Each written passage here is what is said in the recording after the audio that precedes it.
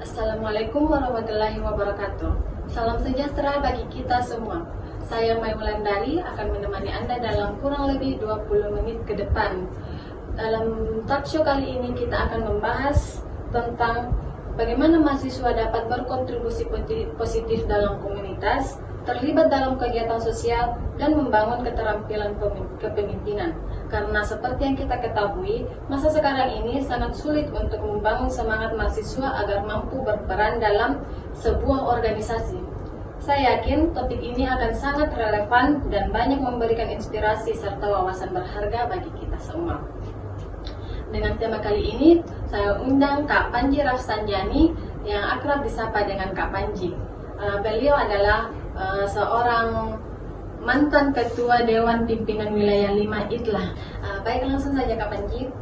Pertanyaan yang ingin saya ajukan itu adalah bagaimana mahasiswa dapat memulai perjalanan mereka untuk berkontribusi positif dalam sebuah komunitas? Baik, sebelumnya saya ucapkan terima kasih karena telah mengundang saya. Terkait pertanyaan saudari, sebenarnya untuk memulai terjun dalam dunia komunitas atau organisasi, terlebih dahulu mahasiswa memperbaiki tujuannya. Pertama-tama harus menilai dirinya sendiri, apa yang mau dicari dalam organisasi tersebut. Karena masing-masing orang bergerak mempunyai motif yang berbeda-beda. Misalnya mungkin ada orang yang senang dengan kegiatan-kegiatan membantu dalam bencana alam, ada orang yang senang dengan kegiatan-kegiatan berdemonstrasi di jalan, ada orang yang senang dengan kegiatan-kegiatan belajar mengajar dalam bidang ilmu tertentu. Jadi tergantung kita lagi apa yang mau kita cari.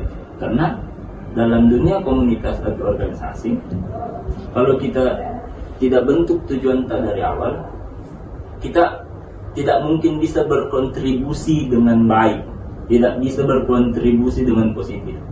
Karena kita tidak mempunyai tujuan yang jelas. Maka dari itu selesaikan dulu di diri baru kita mulai berkomunitas dan berorganisasi. Karena banyak juga orang berorganisasi hanya ikut-ikut teman misalnya, toh. Karena teman kosnya berorganisasi dipanggil ikut juga. Seperti itu yang membuat akhirnya orang berpikir organisasi ini tidak ada gunanya. Karena dia tidak rasa dampaknya. Karena dari awal tujuannya tidak jelas. Tapi kalau orang tujuannya jelas untuk berorganisasi, yakin pasti akan mereka rasakan dampaknya. Seperti itu. Baik, terima kasih Kak Panji. Jadi intinya kita harus mengatur tujuan utama kita dan fokus pada tujuan tersebut. Baik, pertanyaan kedua, apakah ada kegiatan sosial spesifik yang direkomendasikan bagi mahasiswa agar dapat terlibat secara signifikan? Kalau untuk kegiatan secara spesifik, sebenarnya tidak ada bentuk kegiatannya. Tapi kalau dampak kegiatannya yang paling bagus adalah kegiatan yang bersinggungan langsung dengan masyarakat. Misalnya contoh, kalau kita senang dalam ranah organisasi belajar mengajar, kita bikin misalnya kegiatan bakti sosial ke desa-desa yang belum bagus tingkat pendidikannya. Atau kalau kita di bidang bahasa asing, kita biasa membuat perkampungan, entah itu bahasa Inggris atau bahasa Arab. Atau kalau kita di ranah politik, organisasi kita biasa terjun langsung untuk mengadvokasi masyarakat yang biasa punya masalah dengan sengketa tanah. Seperti itu. Karena yang paling baik adalah ketika kita merasakan bahwa kita bermanfaat bagi orang lain, maka kita akan merasa berguna. Dan ketika kita merasa berguna, itu yang bisa membuat kita lebih semangat berorganisasi. Ini pandangan subjektif. Apa-apa. Langsung ke bagaimana membangun keterampilan kepemimpinan bagi mahasiswa, terutama di tengah kesibukan akademisnya? Nah, terkait soal kepemimpinan, sebenarnya itu dalam semua ranah.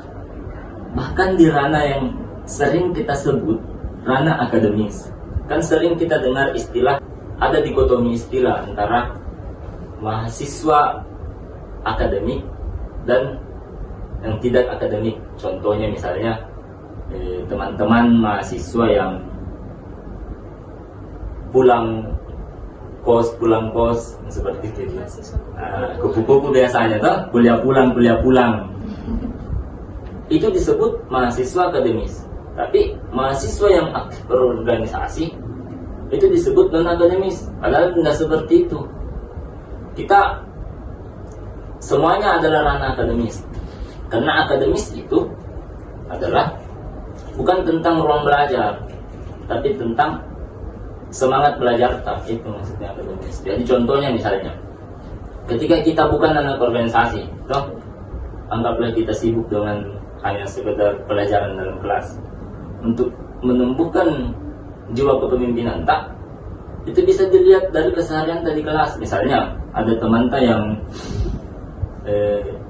kurang mahir lah dalam mata kuliah misalnya, kita menjadi tersadarkan untuk mengajari teman supaya lebih cepat paham.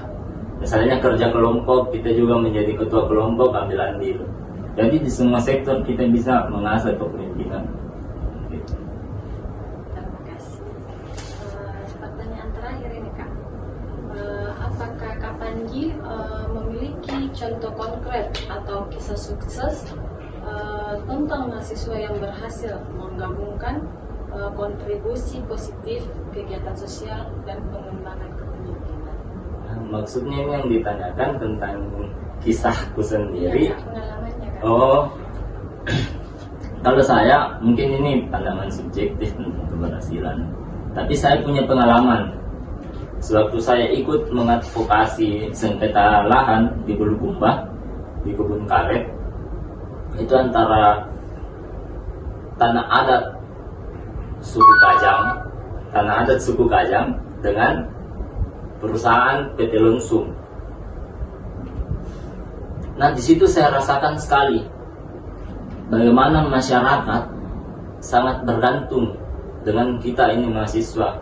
Memang mereka masyarakat di sana banyak, tapi kehadiran kita mahasiswa ini yang sedikit, kita dipandang sebagai kaum terdidik,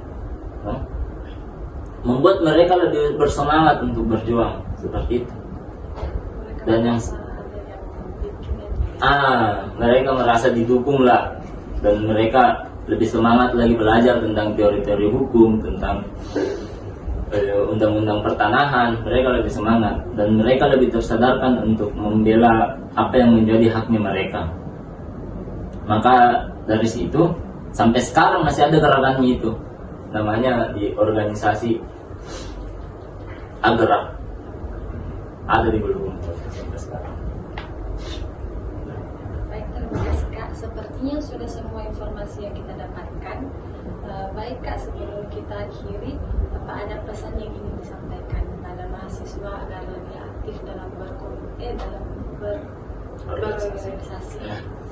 Mungkin sedikit saja pesan bahwa akhir-akhir ini yang saya perhatikan, bahkan pas dimulainya masa pandemi sampai sekarang, orang mulai mendiskreditkan kehadiran organisasi, merasa organisasi tidak bermanfaat, organisasi hanya ajang senior mencari pacar junior dan seperti itu. Tentu organisasi itu, apapun organisasinya bagus. Yang membuat jelek itu adalah orang-orang yang aktif dalam organisasi. Selama kita punya tujuan yang bagus, selama kita punya niat yang baik untuk belajar, tekuni saja itu organisasi. Karena yakin dan percaya apa yang Anda dapatkan di dalam kelas tidak sama dengan apa yang Anda dapatkan di luar kelas. Semua akan saling mencukupi. Jadi seperti itu. Baik, terima kasih Kak. Tidak terasa sudah 20 menit kita bersama dengan Kak Panji dalam dialog membangun peran aktif mahasiswa dalam organisasi. Terima kasih atas perhatian Anda sekalian, serta sampai jumpa.